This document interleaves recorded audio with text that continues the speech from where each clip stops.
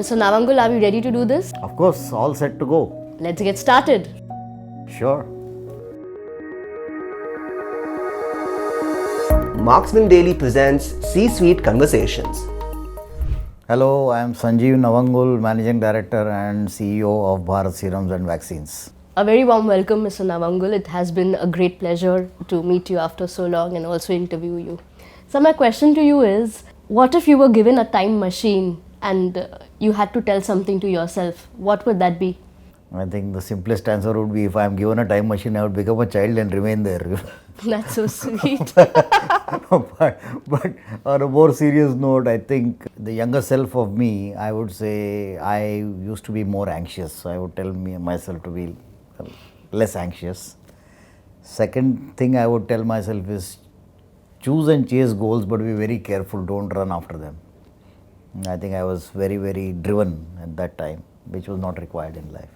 And probably the third thing I would tell myself was I was so engrossed that I should have probably enjoyed every stage of my life more at that stage. So you're saying go slow. Yeah, just enjoy at that age what needs to be done. Okay, so how do you enjoy a Sunday afternoon when it's your time off, you don't have to work, you don't want to work? It's actually very less dramatic. So I get up reasonably early, but I do light exercise and then I have very nice breakfast, whatever of my choice. And then I am free to read. I end up reading a lot. Then I spend some time studying something about Indian music. I spend an hour or so doing some real studies. Interesting. And then actually I enjoy spending time with my wife. Basically, I sit and she talks, and That's so sweet. and then I think, and then we end up meeting friends either at our home or somebody else's. So it's a real downtime, excepting for probably the research I do in music and the serious reading I do. I literally have a downtime. I literally don't bother about anything else. So it's unwinding for a Monday blue. Total. Mr. Navangul, you've been a strong advocate for women in pharma. What tools do you think corporate India should imbibe for the DEI agenda?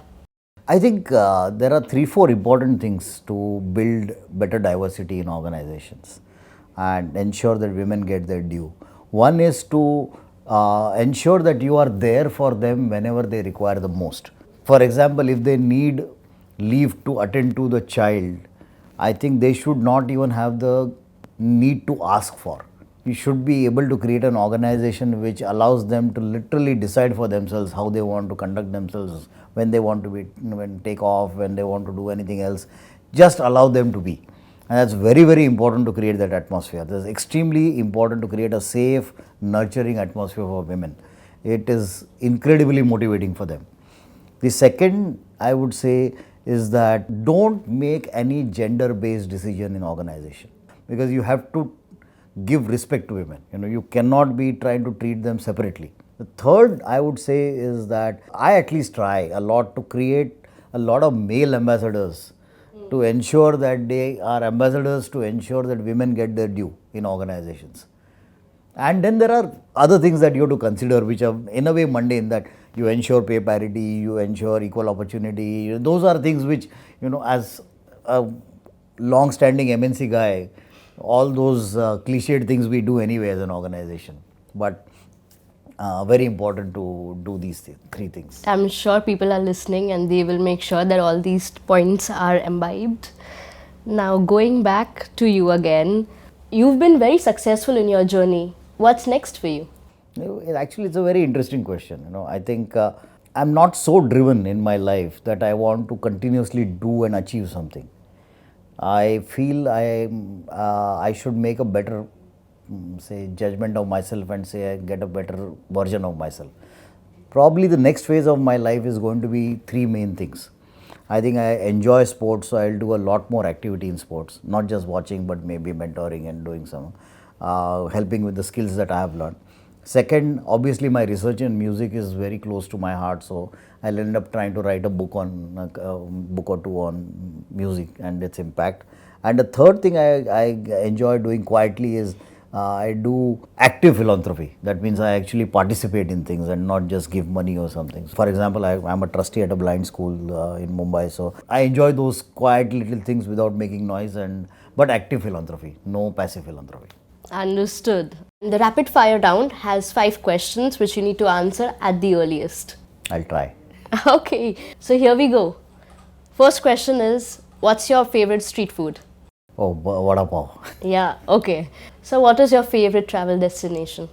It has to be Yosemite, the place in California, which is jungle, water, incredible place, beautiful place. So you just mentioned that, on your day off you listen to music. So what kind of music is it? Is it ghazal or any song that you personally like?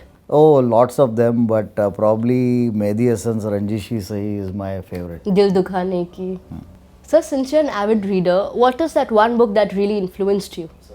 That's difficult, frankly. I think I read so much and so varied that it's tough to say that one particular book. But probably the biggest influence on me as a book, I think, is Alvin Toffler's Future Shock. Has had a lot of impact on me. I'm sure it has. Thank you, Mr. Navangul, for being a part of Beyond the Boardroom. It has been a pleasure interviewing you. Thank you, Sakshi.